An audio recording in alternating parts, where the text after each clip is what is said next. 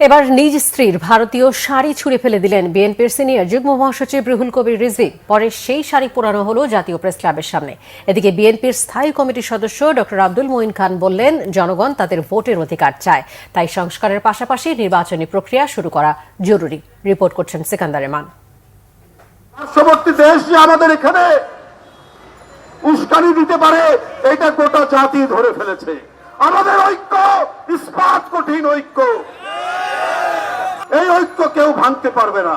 একটি পুরনো শাড়ি আমার বাসায় আমার স্ত্রীর ছিল, আমার স্ত্রী আমাকে দিয়েছে একটি শাড়ি, ইন্ডিয়ান শাড়ি আছে, আমি বলছি দিয়ে দাও, সে দিয়ে দিয়েছে।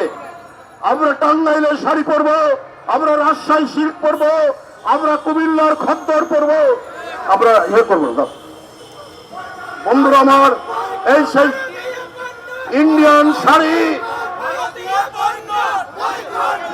এই ইন্ডিয়ান স্ত্রী ছিল, সে নিজেই এই শাড়ি দিয়েছে। এইটা আজকে আপনাদের সামনে ছুঁড়ে ফেললাম।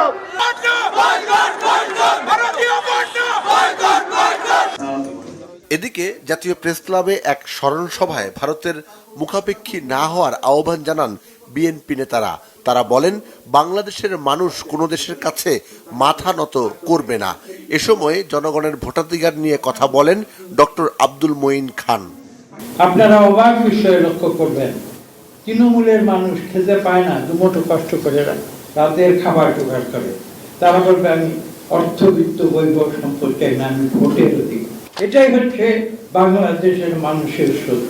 দুঃখের বিষয় হচ্ছে আমরা নিজেরা সেই সত্যে বিশ্বাস না করে আমরা নিজেরা অর্থবিত্ত বৈভব, ক্ষমতা, পজিশন, মন্ত্রী, প্রধানমন্ত্রী, প্রেসিডেন্ট এগুলোর পিছনে নানা রকম উস্কানি দিলেও বাংলাদেশের মানুষ ভারতের কোনো উস্কানিতে পা দেয়নি। পার্শ্ববর্তী দেশের উস্কানি গোটা জাতি এখন ধরে ফেলেছে বলেও মন্তব্য করেন বিএনপি ও সমমনা রাজনৈতিক দলের নেতারা। সিকান্দার রেমান, বাংলা ভিশন, ঢাকা।